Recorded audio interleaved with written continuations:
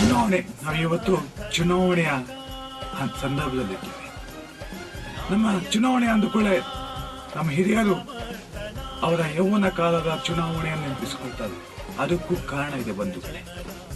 ಹಿಂದಿನ ಚುನಾವಣೆ ಮತ್ತು ಈಗಿನ ಚುನಾವಣೆ ಇದರ ಮಧ್ಯೆ ಅಜಗಜಾಂತರ ವ್ಯತ್ಯಾಸ ಇದೆ ಬಂಧುಗಳೇ.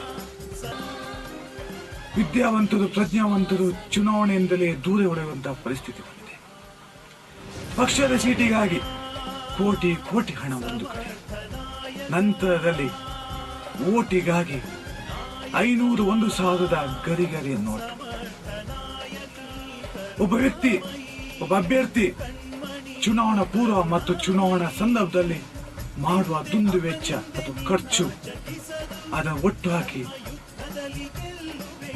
ಒಟ್ಟು ಹಾಕಿದ್ರೆ ನಮ್ಮ ಇಡೀ ಉಡುಪಿ ಕ್ಷೇತ್ರದ ನೀರಿನ ಸಮಸ್ಯೆಯನ್ನ ಶಾಶ್ವತವಾಗಿ ಪರಿಹಾರ ಮಾಡಬಹುದು.